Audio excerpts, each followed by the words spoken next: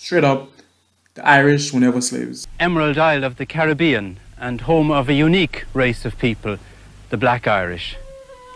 It was under the press ganging of Cromwell that hundreds of people from Cork, Kilkenny and Drogheda were expelled to the West Indies. They would have arrived just as the first importations of African slaves took place. So, both cruelly uprooted from their homes, Irish and African Negro shared a common suffering, a common grievance, and for the most part lived together in peace and common understanding. The home of Mr. and Mrs. Allen is also the local post office. Their soft accents are typical of Montserrat and might easily be confused with the lilt in parts of West Cork. Now, how did the family come to Montserrat, Mr. Allen? Well, the Irish people came to Montserrat on account of Cromwell, where he was exiled. We heard they had some fighting there, and the Irish people came and they was inside. So they was sent out of the island. So, and we are some of the older descendants. We have Allens, Daly, Sweeney's, Ryan. They're all related to you, are they? They are all one relation. King James II and Charles I also led a continued effort to enslave the Irish. Britain's famed Oliver Cromwell furthered this practice of dehumanizing one's next-door neighbor. The Irish slave trade began when James II sold 30,000 Irish prisoners as slaves to the New World. His proclamation of 1625 required Irish political prisoners to be sent overseas and sold to English settlers in the West Indies. By the mid-1600s, the Irish were the main slaves sold to Antigua and Montserrat. There's a spot in me heart which no Colleen may own. There's a depth in me soul never sounded unknown. Sure I love the dear silver that shines in your hair, and the brow that's all furrowed and wrinkled with care. I kiss the dear fingers so toil-worn for me. Oh, God bless you and keep you, Mother McCree. At that time, 70% of the total population of Montserrat were Irish slaves. Ireland quickly became the biggest source of human livestock for English merchants. The majority of the early slaves to the New World were actually white, something many people aren't taught in their school.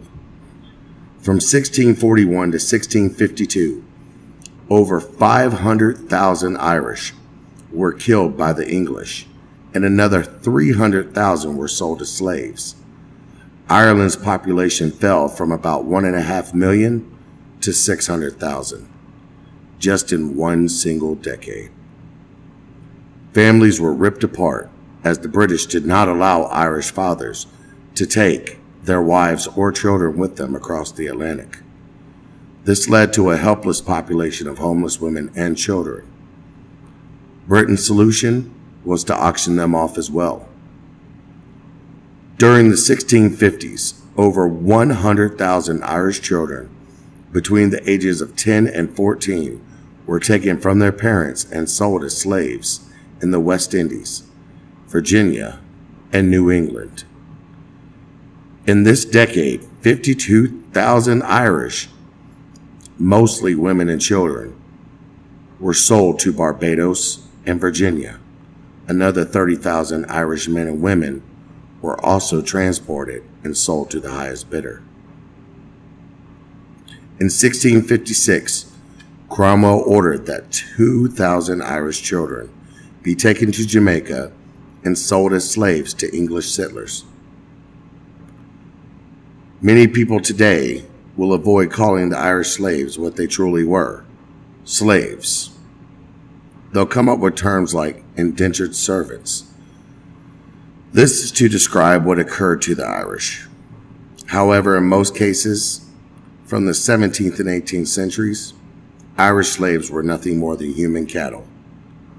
As an example, the African slave trade was just beginning during the same period. It is well recorded that African slaves, not tainted with the stain of the hated Catholic theology and more expensive to purchase, were often treated far better than their Irish counterparts. African slaves were very expensive during the late 1600s, as they were 50 sterling. Irish slaves came cheap, no more than 5 sterling.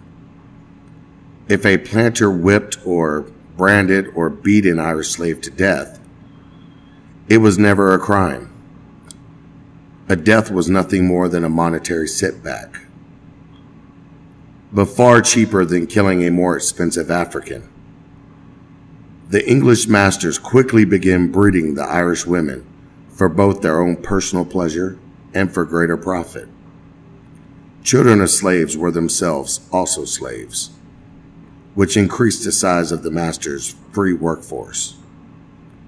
Even if an Irish woman somehow obtained her freedom, her kids would remain slaves.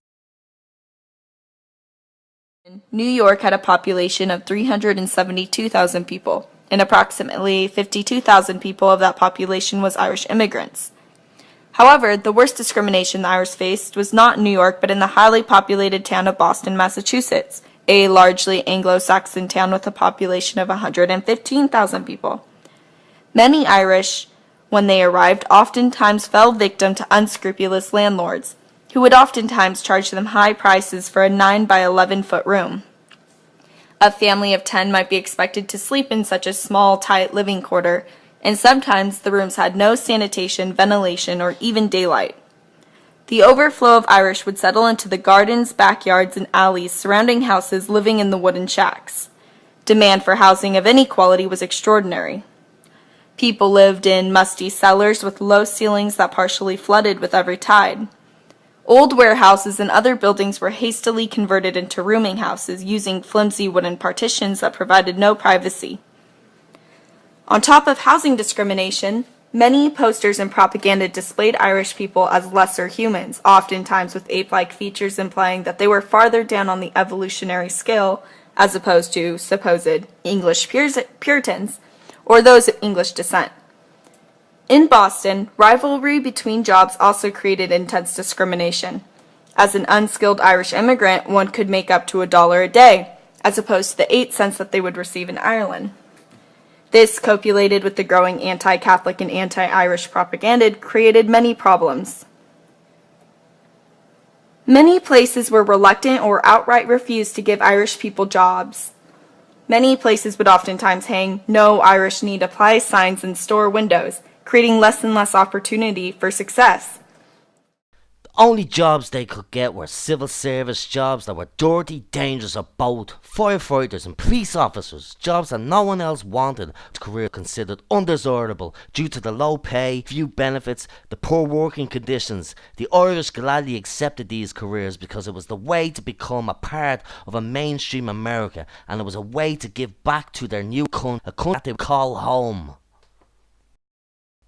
To be respected in their new home, the deaths of firemen and cops were not uncommon, and when these deaths would occur, the Irish community would hold the mournful bagpipes. Over the years, this tradition spread to firefighters and police officers who are not of Irish descent.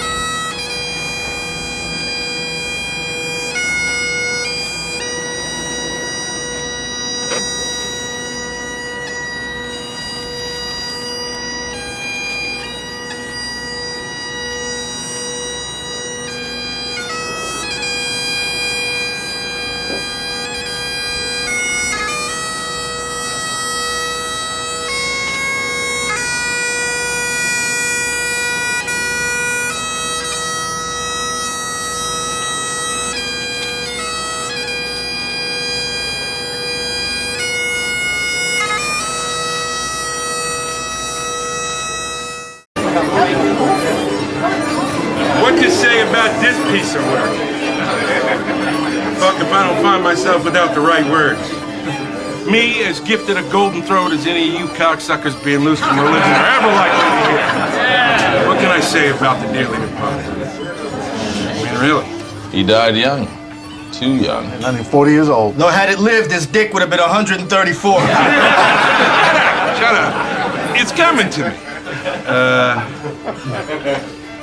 He was the black sheep. The permanent pariah. He asked no quarter of the bosses and none was given. He learned no lessons. He acknowledged no mistakes. He was as stubborn a Mick as ever stumbled out of the Northeast parishes to take a patrolman's shield. He broke no authority. He did what he wanted to do, and he said what he wanted to say, and in the end, he gave you the clearances. He was natural police. Yes, he was. And I don't say that about many people, even when they're here on the felt. I don't give that one up unless it happens to be true. Natural police.